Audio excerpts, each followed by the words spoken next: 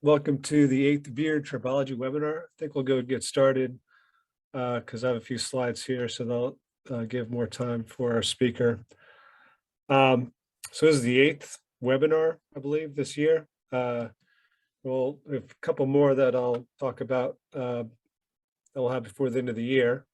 But today is going to be Professor Jim Woodhouse from Cambridge University, and he's going to talk about violin strings and tribology of rosin. And first, I just wanted to remind everybody about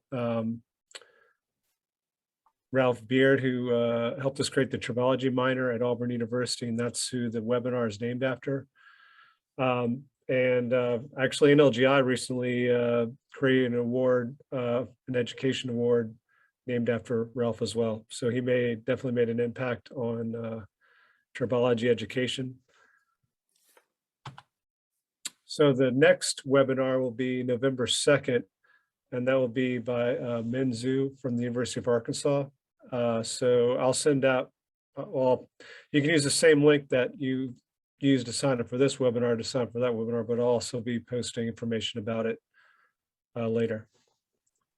And then the last one for this year will be Professor Isabella Zlufarska, and she is a chair of chemistry at the University of Wisconsin-Madison, and she's going to talk about chemical and microstructural evolution of contacts, and that's December 7th. Also, all the webinars except for one, which the speaker's employer did not want us to record it. All the other ones have been recorded and they're posted, so you can watch them anytime at this website here. And I'll post a link to this or share a link to this later. So also the Tribology minor. If you want to know more about the minor, we have an undergraduate program, which is kind of unique for students to pursue more in depth the field of tribology.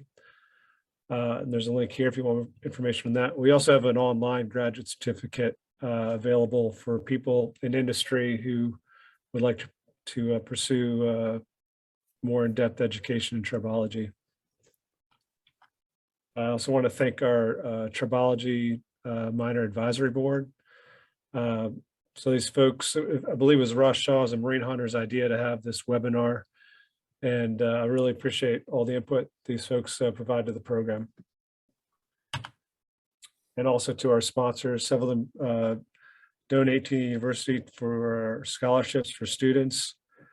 And it's very much appreciated and needed to entice students to pursue the Tribology minor because it is extra work. But if you're interested in getting involved with the program, please let me know. So the way we're going to do this, as we've been doing in the past, is I'll open the comments and please write your questions there. But thanks for attending, and I hope you enjoy it. Just going to briefly introduce Professor Woodhouse. After a first degree in mathematics at Cambridge, Jim Woodhouse did a PhD on the acoustics of the violin in the Department of Applied Mathematics and Theoretical Physics at Cambridge. And this was inspired by a hobby he had in building instruments. And he then worked for an engineering consultancy, Top Express, for a few years on a variety of problems in structural vibration before joining the engineering department at Cambridge in 1985. And his research involved vibration and musical instrument physics and engineering. And he's also working on a book. If you didn't know about it, it's online. So if this topic interests you, I advise you all to go to his website here, and I'll post a link to that. I'll share a link to this later as well, but it's euphonics.org. So suggest you go there if you enjoy the topic. And so with that, I'll give it over to Jim. So yes, I'm Jim Woodhouse. I'm going to be talking about a quirky and odd corner of the big world of tribology in today's talk. You'll soon find out why this is quirky. My suggestion is that actually the violin string, because of the needs that the customer, as it were, puts on us, is probably the hardest tribology problem you'll ever see. So that's a challenge. You can challenge me on that. So let me set the scene. I'm assuming that you know things about tribology, but may not know very much about violin strings. So here's a violin. You've probably got a thumbnail picture of me on the side of your screen. So as everyone probably knows, when you bow a violin string to make a noise like that, it's a stick-slip vibration. Friction is essential. And the friction that's relevant is mediated by this stuff called rosin, which is essentially a natural resinous material. It's not only used for violin, but it's a major industrial product. It's used in paints and papers and what have you. But violinists have blocks of rosin, and they all rub the block up and down on the bow hair to transfer a film onto the bow hair. And that mediates the friction. We'll find out more than you wanted to know about rosin in the course of this talk. Now, the most characteristic thing about any musical problem is that musicians care about details. So violinists care a lot about details, how things sound and how they feel under the hand to the bow. And that's a theme that will keep coming back. And that's what makes the problem tough. So the challenge is, can we understand the physics of what happens when you draw a bow across a string well enough that we could use computer simulations to say something useful to violinists or violin makers or rosin makers or anything like that. So that's the challenge. And I can say straight away that the answer at the end will be maybe. This is a work in progress. I shall report some history. I'll tell you some stuff that we do know, but we're still struggling to get a model that really works well enough for this challenge here. So the first thing you need to know is a little bit about what happens when you bow a violin string. And that's something that goes all the way back to this chap here. This is Helmholtz. So back in the 1870s, before the invention of electrical instrumentation, Helmholtz did a very ingenious experiment. Ask me about it later if you want to know how he did it. And he managed to work out what is happening when you bow a string in the way that a violinist or cellist or what have you is usually wanting. And that's what you see in this animation here. It's got an exaggerated vertical scale. So the red line is the violin string stretched between the player's finger, forming one end of the vibrating length, and the bridge of the violin at the other end. Here's the bow moving across. You usually bow rather close to the bridge. The little moving stars show you how fast the bow is moving. And the vibration is something which I think you would not have guessed unless you already knew this. This is an idealized version, but as you'll see in a moment that the real thing is quite like this. At any moment, the string is in a kind of triangular shape, and there's this corner, Helmholtz's corner, shuttling backwards and forwards between the two ends of the string. And if you watch what's happening where the string is crossing the bow, all the time the corner is doing the long journey to your finger and back, the string is stuck to one of these black stars that's moving up, so it's stuck to the bow. The moment of the corner hitting the bow detaches the string, and while the corner does this short trip to the bridge and back, the string is slipping across the bow hairs. The corner arrives back and it recaptures. So it is a stick-slip oscillation. Friction is going to be vital, but the timing of the oscillation is determined by the wave speed on the string and the time it takes Helmholtz's corner to shuttle around. And that's the reason why when you bow a string, you hear the same note as you get when you pluck the same string. It's the natural vibration period of the string when everything is working.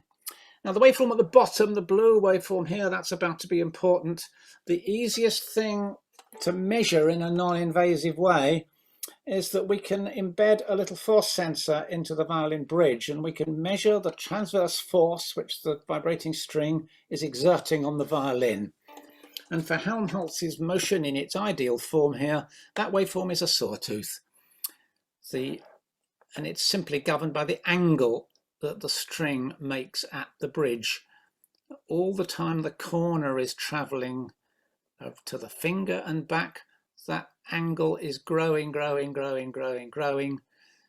at the bridge here. And the only time anything exciting happens at the bridge is the moment when the corner bounces off the bridge, and then the angle of the string at the bridge suddenly flips back. And that's these jumps. So we have a ramp and a jump every cycle. Is there any truth in that? Well, let's look at some measurements. So here's some measurements on a real string with a force sensor embedded in the bridge. These are 4 different things. So here's Helmholtz's motion, looking, I think, recognizably like the sawtooth I just explained. But I think everyone knows that a violin string doesn't always behave. Any parent of someone learning the violin knows that if you don't, so you might get the kind of sound you want, but there are all kinds of horrible things that the string might also do. So there are many ways that a bowed string can vibrate, and nearly all of them are bad from the point of view of the violinist. Here's a few examples here. Again, these are measurements on real strings. The details don't matter. Given the time constraints, there are all sorts of details that I'm going to have to skip over in this talk in order to tell the tribology story. So, these are different, more or less steady things that the string might do. It might do Helmholtz's periodic motion. There are other kinds of periodic motion that you see here. And then that horrible crunch noise I made just now by pressing too hard. This is an example of that sort of thing. The violin string can be a chaotic system. It can move over to non-periodic, non-predictable motion. That was all about steady motion, but players, musicians in general, are very interested in transients. They want to know just exactly what happens. So a lot of this talk is going to be about transient motion of bowed strings. Later on, I'll be showing some data from an experiment. I had a research student a few years back, and we got a computer-controlled bowing machine going. This is the schematic of it. Here's what the real thing looked like. So there's a cello just about visible in the side here. Now, this, when the picture was taken, it's not got a real bow in it. In place of a bow, this has got a perspex plexiglass rod coated with rosin, which is really what I'll be talking about. The rig could also use a real bow, but there's a reason for this rod, which I'll mention in a bit. The rod is carried on this holder here. The whole thing is on a trolley on an air table with a linear motor, so it can be driven up and down with a speed profile that can be controlled. The bow is held on this kind of mechanical player's wrist here with a vibration shaker, and so with sensors and a feedback controller we can also control the force transient that our computer-controlled violinist or cellist in this case is applying. In a little bit we'll see a lot of results, but let me just show you 2 for the moment. Here are 2 particular transients on that cello string played on this machine. Now, the first one, this is what players are usually aiming to do. This is a perfect start. This pretty much gets into the regular sawtooth waveform straight away, right from the very first slip here. Here's a transient with a slightly different gesture from our bowing machine. And you can see that by the end, the motion is pretty similar. It settles down into the same Helmholtz motion with the sawtooth. It starts all right, but in the middle it goes through a rather scratchy bit. Well, in the violin or the cello, that matters. You hear the difference between these 2 transients. Players would like to do this, and they would really prefer not to do that, except on musical contexts where they want something a little bit scratchy. Now, here's my miscellaneous challenge for the audience. Can you think of any other tribology application, serious practical tribology application, where differences as small as this in transient response matter to the customer? This is my claim that this is the hardest tribology problem in the world. So, how well can we do with theoretical models? Now at this point, I'm going to skip over a lot of backstory. I'm going to give you the summary here, but concentrate just on the tribology element of it. So here you see, am I oriented the same way? No, is that the same way round? Here's a schematic of the string of the violin, anchored at the bridge at one end and stopped by the player's finger at the other end. Here's the bow being pushed across. And the simplest approximation is to forget about the fact that the bow hair is actually a ribbon that's a few millimeters wide. And let's suppose we apply the friction force just at a single point on the string. And that gives us the simplest model, because that means there are just two time-dependent variables that we need to know about. At this contact point between the bow and the string, there is a time-dependent friction force being exerted, and the string is responding to that with some velocity at this point, F of t, V of t. Now, those two quantities are connected together in two quite different ways.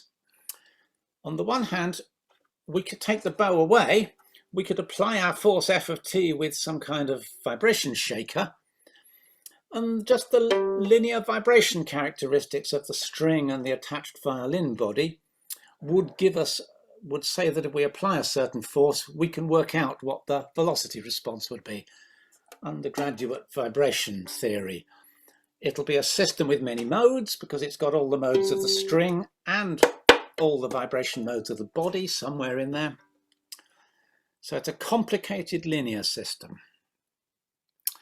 On the other hand, these two quantities F and V are connected, and this is where the tribology comes in, of course. These are connected by whatever friction law is operating between the bow and the string. So we've got some kind of nonlinear friction law which says if you impose a slip speed, what is the friction force? So we've got a closed feedback loop, these two quantities governed by two different things, and it's the motion round that loop which governs the form of the vibration that you get in the string. Now, this is where I'm cutting out huge amounts of detail. I'm not going to say anything about the linear vibration problem, the string, the body, and so on. I could do, it'd be another talk. All I'm going to say for now is that we think we understand all of that stuff reasonably well. We can do calibrated measurements, we can model a vibrating string. There's a lot of details that matter, but basically we understand everything pretty well except for the modeling of the friction force. So until 20 years ago, perhaps, everyone used to believe this. This is what tribology people may call the Streebeck model. This is the coefficient of friction plotted against the sliding speed, and the stars are measurements with actual rosin. This is imposing steady sliding between a rosin surface and a fixed object with a force transducer in it, and just seeing what the steady friction force looks like as a function of sliding speed. And that gives you these stars, and the curve is a fit to those. Notice straight away that rosin is quite an extreme material for friction. Coefficient of friction getting up to a value around 1.2, so quite high friction. And even with, this is going to be important, even with quite rapid sliding, the coefficient of friction is only down to 0.4, 0.3, something like that. Now, these are measurements you get during steady sliding. And the thing people used to think, and in many industrial applications of friction-driven vibration, they still often think that that's all there is to know about dynamic friction. That if you've got rapidly varying friction in your bowed violin string or your squealing car brake or whatever it may be, that the friction force is simply determined by the instantaneous position on this Streebeck curve here. Well, we'll see in a minute that that doesn't work very well. But it was the first model we had. We're back in the 1970s here, and in the very early years of small computers that were small enough to sit on a desk, something I did during my PhD is that we built a simulation model with a simple model of the vibrating string and that Streebeck model of friction that you've just seen. And at the time, we were really excited and pleased. We could get qualitatively good agreement with various observed things. We could get Helmholtz motion. We could see the other periodic regimes that have been observed in a string. We could get some of the variation with parameters roughly right. Now, I'm not going to go too much into this, but from the point of view of a violinist, playing the instrument and saying, what can a violinist vary that changes the tone of the note they're playing? And the answer is, by far the most important variable is how hard they press down, the bow force. The harder you press with the bow, provided you still get Helmholtz motion, the closer you get to the ideal version of Helmholtz motion that I showed you before, with a velocity pulse that's rather square. But if you only press rather gently, but just enough to get the Helmholtz motion, then the Helmholtz corner gets more rounded, the waveform gets more rounded, and that means it has less high frequency content, and that means the sound is a little more mellow, a little less bright. Well, here are some synthesized examples using this simple model with 3 different bow forces. This is a bit more extreme than a normal violin will usually do, but with a low force, this is the time varying velocity waveform we're seeing here. The ideal Helmholtz version is the dotted line, the sort of pulse wave. With low force, we get a very rounded version of that. Increase the force and it squares up, increase it even more, it squares up a bit more. And that is in qualitative agreement with the measurements. But what about those transients? I said transients were going to be important. Now, let me talk about the goal. Why do we want computer models of a bowed string? We would like to answer questions like this. This is what a player would describe in terms of playability. What does the instrument feel like under the hand of the player? If you watch somebody choosing a violin and trying different things and trying different instruments in the shop, you may hear them make comments like, I quite like the sound of this one, but it's really hard to play. Or this one's wonderfully easy to play. It sounds all right, but I don't quite like it. So they will make independent judgments, somewhat independent, of the sound and of what they're describing as easy to play, hard to play. We'd like to get a grip on what they're talking about there. So here are some questions that we might like to know. So suppose we have a given model, then we impose on it a particular computer simulated bow gesture. So the first question we ask is, do we get Helmholtz motion at all? If we do, how long does the transient take? Does it go there straight away like that perfect start I showed you a minute ago? Or does it have a sluggish transient? A more subtle question, if you do a bow gesture that works and then you try to do exactly the same bow gesture again, but of course you don't get it exactly the same, so you do a similar gesture. Do you get a similar transient, or is the system twitchy? Now we're all used to nonlinear dynamics and chaos and so on, sensitive dependence. Does the violin string show sensitive dependence or not? And then if we could answer those questions, how are the answers to those questions influenced by changing things? We could change the string, we could change the violin body, we could change the bow, and we could change the rosin. All of those will make some difference to things. Could we quantify that? Exploring those things experimentally is extremely difficult and laborious, and there'd be a real payoff if we had a computer model which answered them correctly. We could explore these sensitivities in the computer in a way that's entirely familiar from virtual testing in all sorts of other areas of engineering. I'm going to show you some particular transients and something called the Guckler diagram. Now then, Knut Guckler was an interesting figure. He was a star player of the double bass, and he got interested in these computer models of bowing. And because he was a player and a teacher, he wanted to get something out of these computer models which would allow him would help his teaching of students. Now, double bass players have a particular interest in having short transients because they're playing notes with really low frequency. So by the time 2 or 3 period lengths have gone past, the note might be over if it's a short note. So bass players more than any other would really like to do these perfect starts like this one I showed you earlier. So Knut Guckler thought about that, and he came up with a rather neat family, because if we want to draw pictures of things, it's useful to have a family with just 2 parameters so we can plot graphs. So he thought about a family of transients that go like this.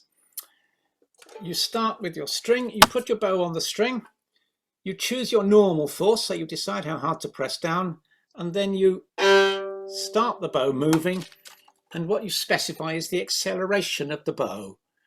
So we have transients with a force that's constant throughout, a string that starts from rest and accelerates with a given value of acceleration.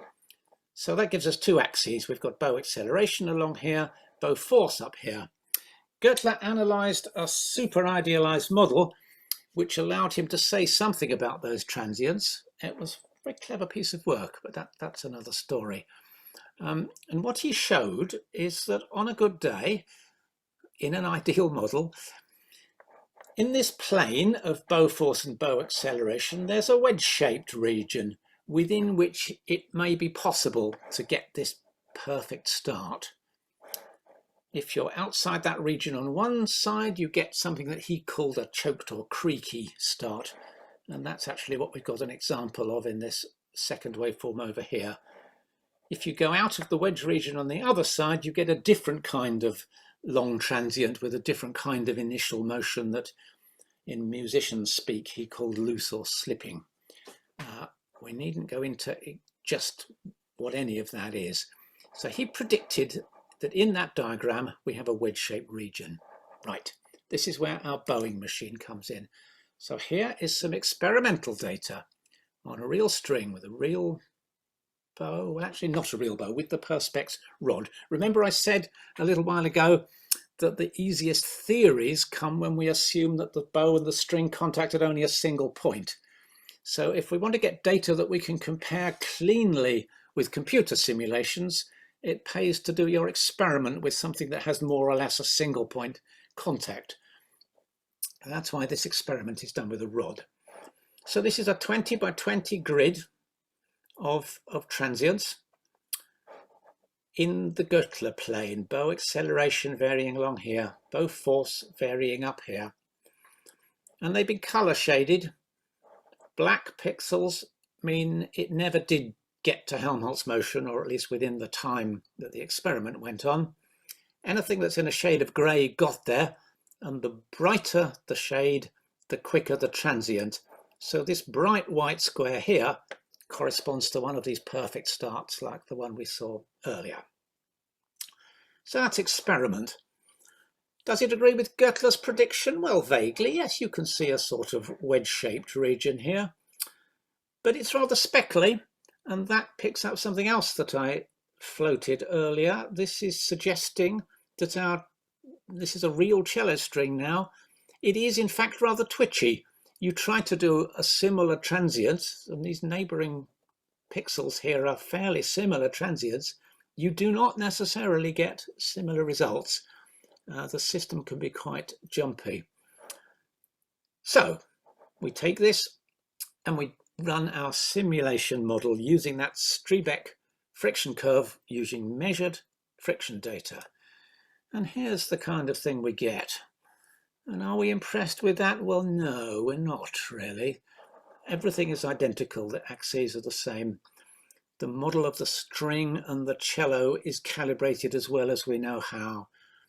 All the linear vibration stuff should be captured quite well. All the bowing parameters are the same. These are the same transients that the computer was able to do in the real experiment. Does it look similar?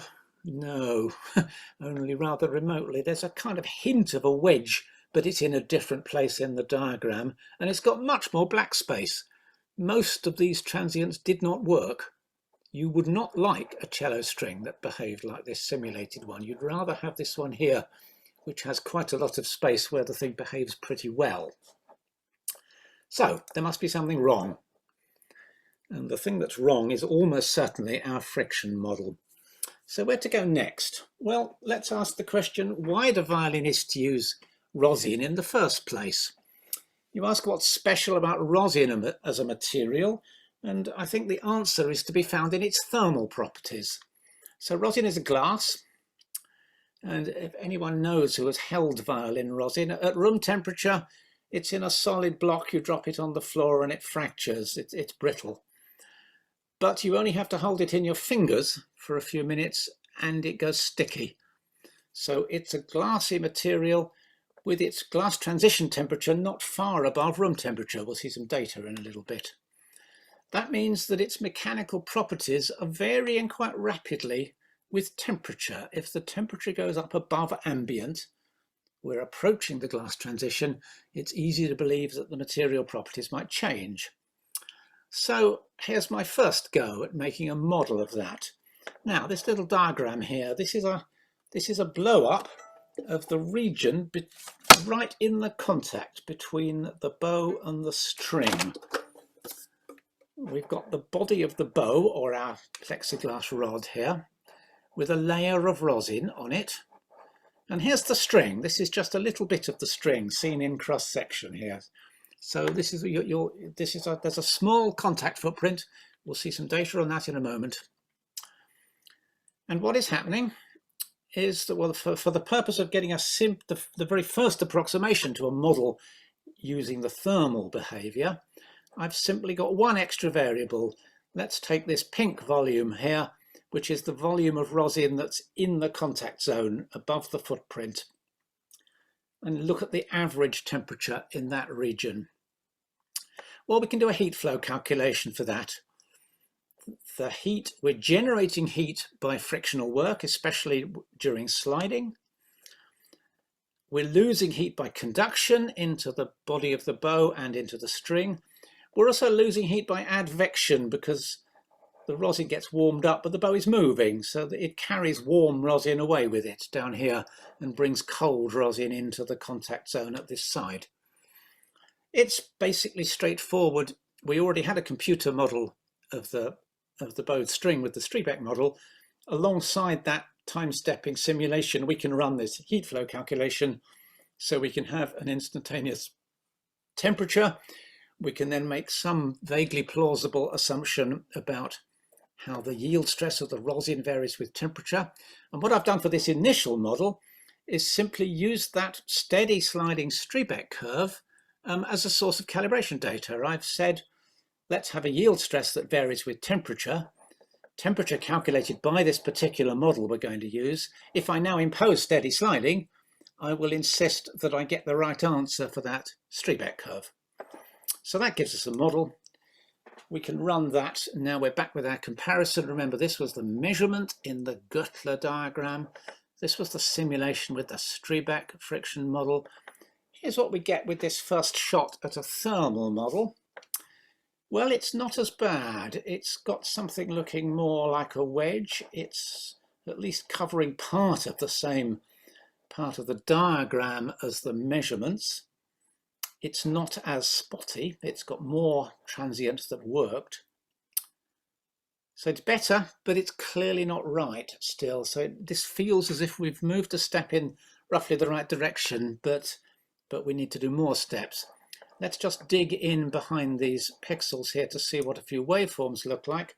So what I've done here is I've picked out one column from this diagram. In other words, I've got a fixed value of acceleration, different values of bow force. And on the right of the picture here, I've got every fourth one. It's the first 4, 8, 12, 16, 20. So spread out along that column. The left-hand set of waveforms are the measurements, which go with this measured Guckler diagram here. And you can see that makes sense. The very first one is down here. It's a black pixel on here that says we never did get Helmholtz motion, and sure enough, we never do. It's just sort of wobbling along, but it's never producing this sawtooth vibration.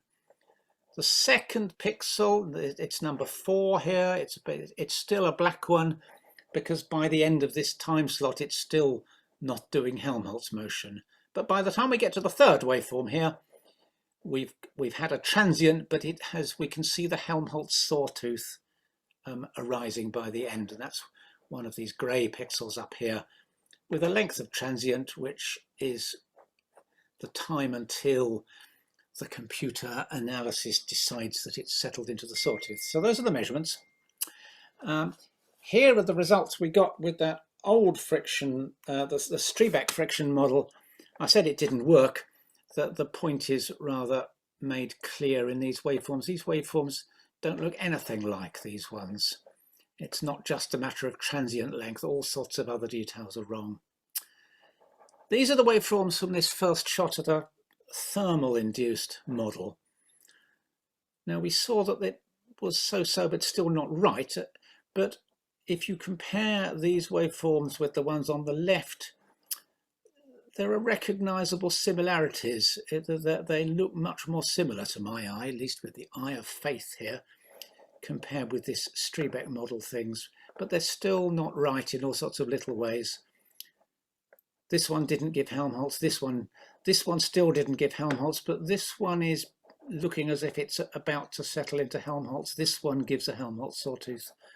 So these ones with the higher force values are more or less working.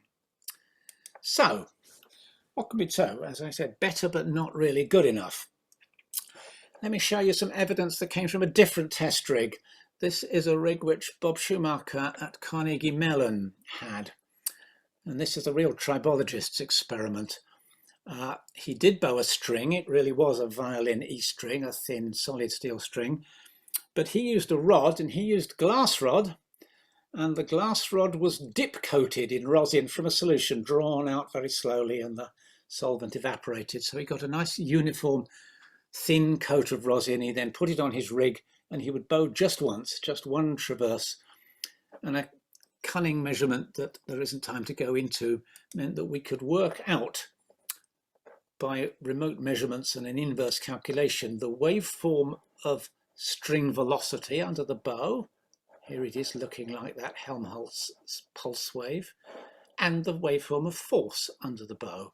So this is experimental data for a particular case giving Helmholtz motion. Here's what you get if you plot those two things against each other. We plot slip velocity against friction force using this data here. And what you see is that the scribble here is the sticking phase of the motion. The force grows, goes through a maximum, and then decreases. Well, that's looking a little bit like the shape of our Streebeck curve that we saw earlier. It slips out to about 2 meters a second, but on the way back, it does not go back up over the same curve. We get a hysteresis loop here, and the force stays roughly constant in this case anyway, while it's coming back to the sticking case. The other thing you might notice here is that the curve leans over. The maximum of the friction force occurs with quite a significant slip velocity, 0.4 meters per second. So there's a bit of creep before it really sticks, but when we put some numbers into this in a minute, you'll see that this is not creep in any sense you would normally use the word. Now, we can get something else from Bob's rig. Remember I said he had this glass rod which has been dip coated with a very uniform thin coat of rosin. He then does one pass of his string. What we can then do is break a piece out of that rod and put it in the scanning electron microscope and have a look at the wear track that's been left on the surface. And these are two examples with two different cases. So here's the little track here. This is a 30 micron scale bar here. So we've got a track that's about 100 microns wide altogether, with all sorts of smears running over here. This is a different case on a different day, and this has got more exciting terrain. What you can see in both of these cases, I think, is clear evidence that during the slipping phase, when the string is sliding across the bow in inverted commas, you can see it's dragging out these little fingers of texture here. I think it's easy to believe that the rosin has melted essentially there. In this case, the lower plot here, in the sticking phase, which are these scars here, you can see evidence of brittle fracture. up around these edges here. So this has stuck long enough that the rosin has cooled down enough that when the Helmholtz corner comes back and slipping starts, it actually has a brittle failure. It pulls lumps out of this rosin here, but then just during sliding of this short distance here, it generates enough frictional heating that it's melting the surface. This was a case which was a little more benign. But we've still got sticking scars and fingers of sliding. And just take note of the footprint here. It's of 100-ish microns wide, 15 microns in this direction. It's quite a small footprint. And if we put that into some numbers for this rig, we see some interesting things. So the rosin layer is 1 or 2 microns thick, that kind of thickness. Footprint that's 100-ish by 15-ish microns. This is the Violin E String, so the vibration frequency is 660 Hertz. That means the period of vibration is 1.5 milliseconds. But then for Helmholtz motion, remember it spends most of the time sticking. It only slips for a small proportion of something like 100 microseconds per period, with slip speeds up to 3 meters per second. That's a strain rate of 10 to the 7th. It's quite high. Easy to believe that generates some frictional heating, especially when you remember that the steady sliding coefficient of friction went up to something bigger than 1 for sticking. We can also take the footprint area and the 1 Newton of normal force to say that the mean contact pressure is of the order of a gigapascal. That's quite high. Rosin is a fairly soft material, so from a tribology point of view, we're not talking about asperities here. The contact is sufficiently well loaded that any asperities that might have been present are probably flattened out. And this is just a side comment at the end here. I don't know if any of you have been involved in problems of lubrication in rolling metal foil, that kind of thing. But there's a rather curious way in which the bowed string is the mirror image of the lubricated rolling problem. If you're rolling foil in a rolling mill, your metal goes into the nip of the rollers with a lubricant which is a liquid. But it's a liquid which has viscoelastic properties that we'll be looking at in a moment.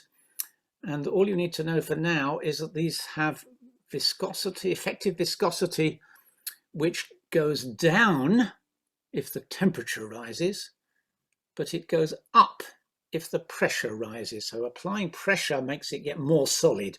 Applying temperature makes it get more liquid. So in the rolling mill, you have liquid lubricant that comes into the nip. There's a lot of pressure and there's some frictional sliding and heating, but in a rolling mill, the pressure effect wins. And in the nip of the rollers, the lubricant becomes essentially solid, and that's what gives you the grip to pull the foil through the rollers. In the bowed string, we have the exact opposite problem. The rosin, as it is sitting on the bow here, or on the glass rod, is essentially solid. It comes into the contact zone with the string, but with this strain rate of the order of 10 to the 7. So there is some quite high pressure, but there's a lot of frictional heating. And in this case, the temperature effect wins over the pressure effect. And so this comes in as a solid and becomes a liquid during the slipping phase in the vibration. So curious converse thing. So I've started talking about the bulk properties of materials like rosin. So let's have a look at those. I twisted the arm of some colleagues in our chemical engineering department who had the right kit for doing this. So we have some measurements of properties of rosin as a bulk material. And if we had to guess what the constitutive law might be for a material like this, it's a relatively small organic molecule mixture of things. The Eyring law is the sort of thing the books tell us we should expect to see. So this is essentially a temperature and pressure dependent viscosity. So the shear strain rate as opposed against the shear stress. We've got the temperature in here and the pressure and loads of constants. This thing Tor naught Tabor suggests a value of 10 to the 6 or so is typical. And if the actual shear stress is small compared with that, this Sainz function just becomes roughly equal to tau over tau naught, and then we have linear viscosity. So for low strain, this is linear viscous. For higher strain rates, it flattens out because of this Sainz function. And we might expect to see this exponential behavior. And here's the competing pressure effect, because that's on the top in the exponential, and the temperature is on the bottom in the exponential. So they have these converse effects. Well, that's almost the law we expect, except that rosin is really quite solid at room temperatures, so we probably should add in a bit of elasticity as well as this viscous effect. So that's a plausible model that we might try to do. So now we look at some data. So this is scanning calorimeter data for violin rosin. Ignore this stuff at the left, that's just the startup transient of the machine. But this rounded step here, here's our glass transition. So between about 40 degrees and about 60 degrees, center around 50 degrees is where violin rosin has its glass transition. Just what I said, a little bit above room temperature, but not all that much above. And then the, as we'll see in a moment, the mechanical properties over this range vary substantially. So here are some rheometer measurements, again against temperature. Complex shear modulus, G prime and G double prime, and the machine also turns that into an effective viscosity, eta star. Curves with a gap in the middle, that's because we had to use different test machines for the temperature range where the rosin was essentially solid and the temperature range where it was essentially liquid. So two different, one was a shear of oscillatory shear of a disc. In the liquid phase, it could be steady rotation. But it's easy enough to guess that these curves could plausibly join up where there's a gap here. So this looks quite like data. If we try to fit that to the Eyring model, we can fit bits of it. We can fit so over in this range, the biggest thing is G prime, so we could fit G prime here. Out here, G double prime is bigger and we can fit that. But if we then take the Eyring formula and extrapolate it over the rest of the diagram, the fit is not wonderfully convincing. So I'm setting you up to be not too surprised where a model based on this Eyring fit doesn't work perfectly, but where it's a step in the right direction.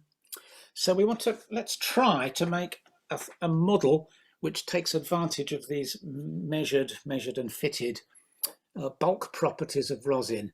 So I've slightly enhanced, this is the same diagram we had before, blown up region of the view of the contact region with the contact footprint in red, string down here, body of the bow or the glass rod up here, and the rosin layer. But this time, instead of one single temperature, I'm allowing it to have a few layers so I can say something about the heat flow transversely through this layer of rosin. And from here on in, there's only a few slides left here. Everything is speculative. I've had a first cut at this, and it produces some intriguing results that I'm going to show you, but not very successful results. And that'll lead us on to the unfinished business of understanding this problem. So we run this model. All the things I said before with a heat flow calc, but now we do a one-dimensional heat flow calculation, finite difference, through these layers of the rosin. How do we do it? Well, I haven't done a full-blooded simulation of the string. I've simply taken that measured Helmholtz motion from the Pittsburgh rig that I showed you earlier, and I've just taken that velocity profile and imposed it. So it's plotted upside down, but this blue trace here is the velocity trace of the Helmholtz motion, slipping 1.5 or so meters per second, sticking and moving at the speed of the bow. We impose that on the model. Here's what we get for the mean temperature. And during the slipping phases, the mean temperature goes up to about 70 degrees, 660 times per second. We can calculate the friction force.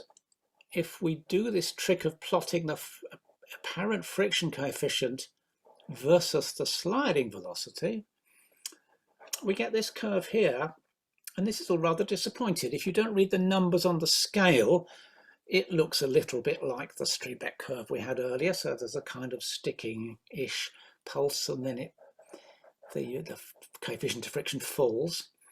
But if you read the numbers, by the time it's slipping at 2 meters a second, the coefficient of friction, according to this model, is almost zero. It's down to about 0.02.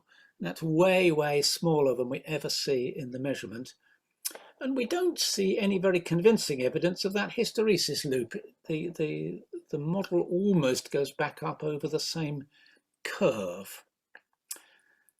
So good, not entirely, but the model predicts one other thing which is very intriguing. Remember, we've now got layers through the thickness of the rosin. So this is two graphs of what's going on. And the x-axis here is the 2 micron thickness of that rosin layer. And what the model is saying is that during slipping, the right-hand one, this is the slip profile. Now, if the rosin had been shearing uniformly through the whole layer, we would have a triangular, just a ramp across here. That's not what we see. The slip is all happening in a thin band in the middle, not near either of the edges. And this is the shear strain rate view of the same thing. So what the model is predicting, in among other things we don't entirely believe, but this layer of rosin is only 2 microns thick, but it is managing to form a shear band of about 100 nanometers, 200 nanometers width in the middle of that layer of rosin. And that's where all the slipping happens. The details, of course, depend on the behavior. It's not quite in the middle. That's because the thermal conductivities of the string and the glass bow are different, and that skews things. So that's as far as we are. I'm going to summarize what I've said, some conclusions and some puzzles about this problem. So what I've shown you is that models of a bowed string, we can get a qualitative match to the various different things that real strings are known to do. And we've been able to do that for 50 years now. But to be relevant to musicians, we really want our models to be good enough to predict details of transients. Now, the Streebeck friction law gets that really badly wrong. It produces wildly implausible transients.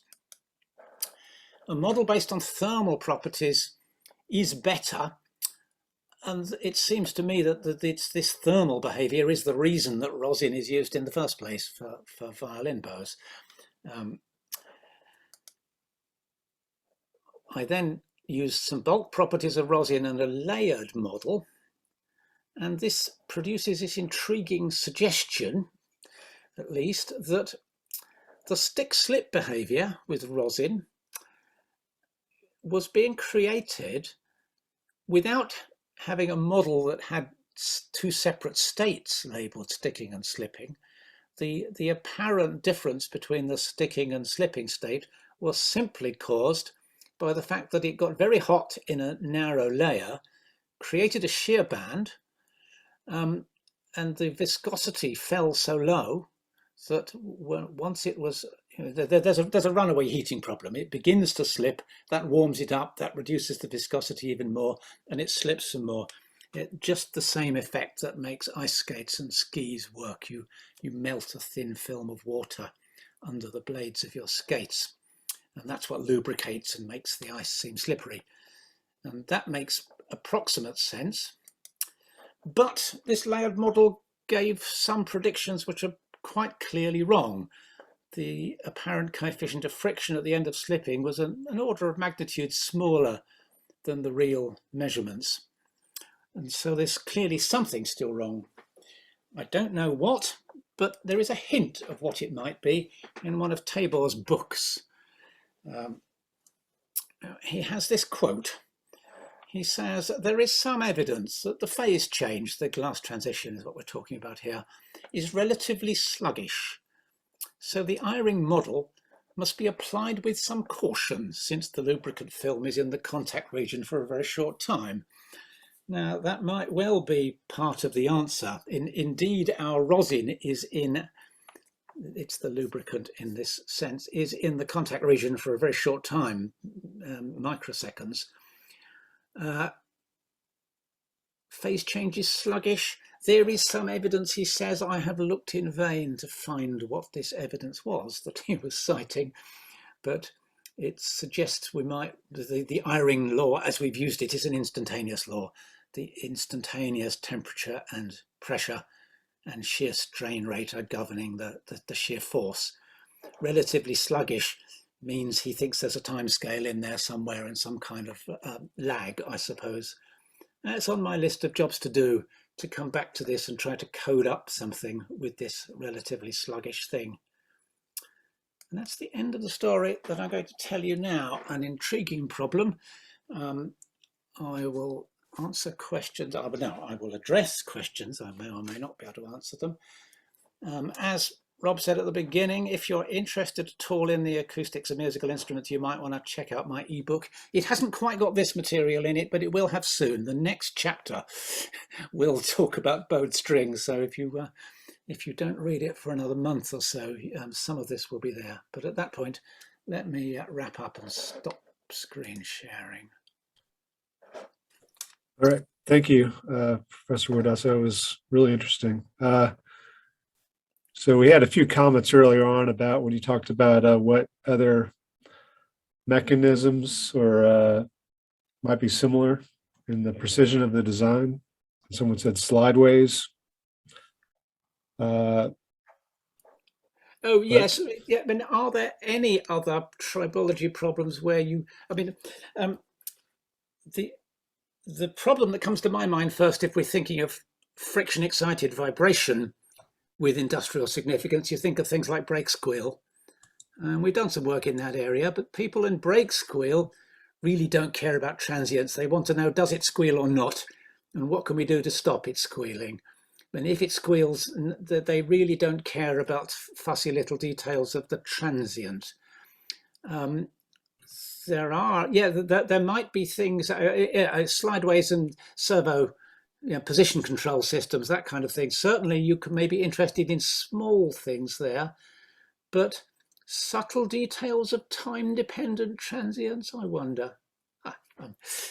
In a way, it doesn't matter, but it is very characteristic, and it runs through a lot of other music-related problems that always you're brought up against this wish for detail. You talk to the people you're trying to do this for, violinists, violin makers, and they say, yeah, that's all very well, but what will it do if I change this? How do I have to play in order to get this note reliably every time? They always zero in on these questions of detail, which is frustrating, but keeps you on your toes. So are there any other questions out there? So if you have a question, write it in the chat.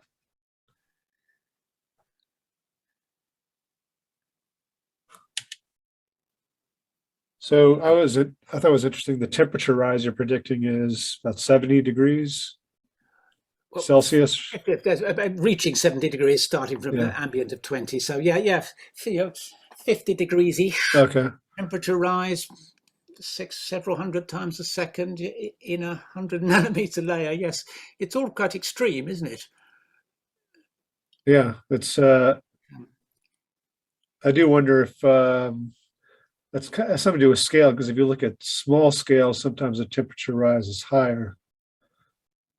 That would make sense. I mean, these are flash temperatures at asperity contacts in a more typical tribology problem.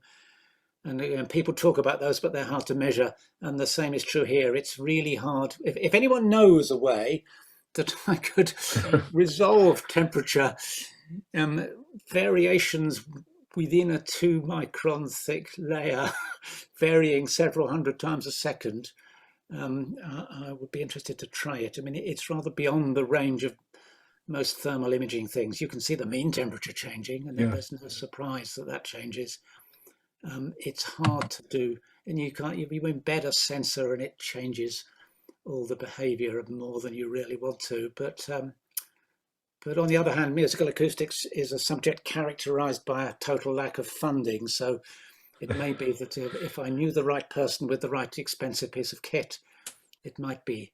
So if anyone has any leads on that, do send me an email offline to say, well, try talking to someone who's got a piece of such and such kit.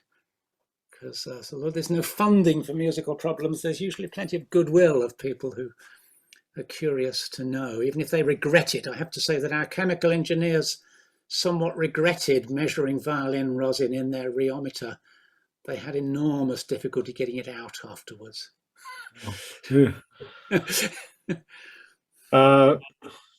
Yeah, so someone's asked how to characterize the instrument's effect. I'm not sure what they meant exactly by that. Maybe the effect on the model. So to understand the linear vibration part of this, the string vibrating drives the body by applying forces at the bridge. We can calibrate that, we can measure, we can do a standard vibration measurement on the bridge to say what's the frequency response function. And that governs the reflection coefficient for a wave coming in on the string, reflecting off the bridge and going back. The reflection coefficient for that frequency dependent reflection coefficient depends upon the body resonances and so on. And we can put all that in, we can represent that by a digital filter. And so we can have that quite accurately represented. There are a million other complicating factors that need to be put in, but people have tried all of those. For example, I've made it sound as if it was obvious that the string vibration is the one you learn about as an undergraduate, which is the transverse vibration of the string. But when you bow a string, you're putting the bow tangentially across the surface of the string. So as well as driving transverse vibration, you also drive torsional vibration. Torsional wave speed is different from transverse wave speed. Reflection coefficient is different, and it just muddies up the details a little, and it's another effect that can be put in. So, you know, really accurate models need all kinds of stuff put in. But that linear vibration stuff, we know how to do that, really. It's all much easier than all this nonlinear tribology stuff. So you're in the right area doing the hard problems. I don't know. Yeah, there's no more questions right now, but I was thinking, as far as a lubrication model, it might need to be looked at, you know, at a molecular. Maybe someday someone will do that, but looking at what's happening in the material in the rosin molecularly, but that might need to be what happens. But yes, I was hoping to avoid that and get down to molecules, but yeah, it's a possible thing. I mean, rosin, the main component is abietic acid, but it's a mixture of various things. That's different brands of rosin shift the glass transition around by having, whether they're deliberate impurities or just impurities, but you know, it's a mixture of organic things, not huge long chains. It's a smallish, blobbyish molecule. I have a question. Yeah, how sure of you are the thickness of the film, you know, of rosin between the bow and the strings? Oh, in the glass bow experiments, we're fairly sure, because in one of those pictures you could see brittle fracture where the layer had pulled off, so we can actually see it directly. So in those dip-coated experiments, we had a fairly good grip on it. On actual horsehair, on an actual violin bow, I'm not at all sure of it. But if I believe this shear banding model, it doesn't matter all that much. All the action happens within a 200 nanometer shear band, which is, you know, significantly thinner than any plausible estimate of the rosin. The rosin is just acting as a kind of thermal insulator for the rest, but it's mainly within the body of the rosin. If that prediction holds up to more careful scrutiny. So we do have a question here. Are different grades of rosin used on different instruments, like the violin, viola? Yes, very good. Cello, Yes. Well, you can buy bass players. Again, bass players have this problem. So you can buy, so normal violin rosin is definitely solid at room temperature and comes in a block that you keep wrapped up in a cloth. Double bass players sometimes use rosin that you have to buy in a pot because it will run away at room temperature. And sure enough, we measured some of that. The glass transition is down around 20 degrees. So you're right in the middle of the glass transition at room temperature. So that's the main variable. Maybe the width, the center frequency, the characteristics of the glass transition are the thing that varies. Now, that's not what the manufacturer's guff will tell you. You read different rosin manufacturers and they'll tell you that their particular thing has magic properties. My belief is that the glass transition characteristics are the only thing that matters between one brand of rosin and another. But yes, there is variation, say from 50-ish degrees down to 20-ish degrees for ones that we've measured. Okay. Yeah, of course, glass transition might not mean much to whoever's buying the rosin. So they probably have to describe the properties of their rosin to whoever's purchasing it. Oh no, they may not want to know. But the worrying thing is that I'm not sure it means much to some manufacturers of rosin. So they're doing cookery without really knowing what they're dabbling in, I suspect. I think there is a parallel there to just conventional tribology. A lot of things we use, lubricants, we're reverse engineering, over time. We know they work, but then, as they have been used more and more and there's more modeling, they figure out why or what kind of properties they had. Yeah, and even more in brake compound. The compounds they put in brake liners, that's absolute black magic. I mean, and they have a mixture of 40 ingredients or something, a pinch of this, bit of that, bit of wire, wool. They used to have asbestos in it. It took them years to get the performance back after asbestos was banned. They claim to have done it. They claim to have nothing dangerous now. Whether we believe it is another matter. But do we understand the precise physics of brake compounds? Of course we don't. It's all you characterize them by macroscopic measurements, and you hope. Any other questions before we wrap it up?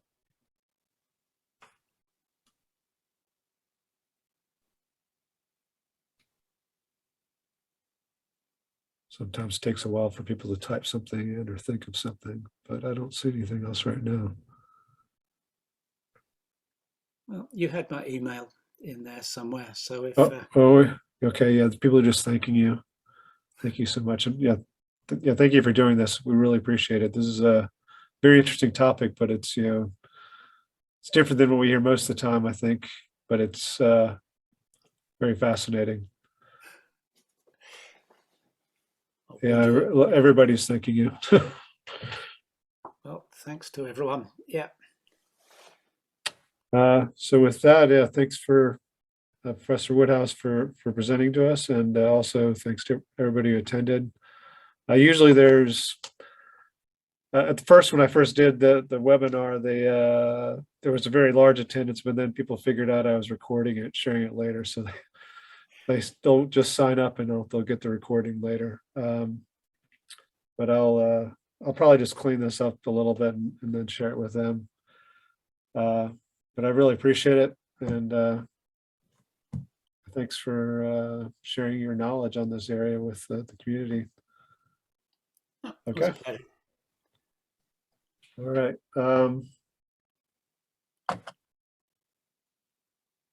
I don't have anything else unless there's anything else you want to say.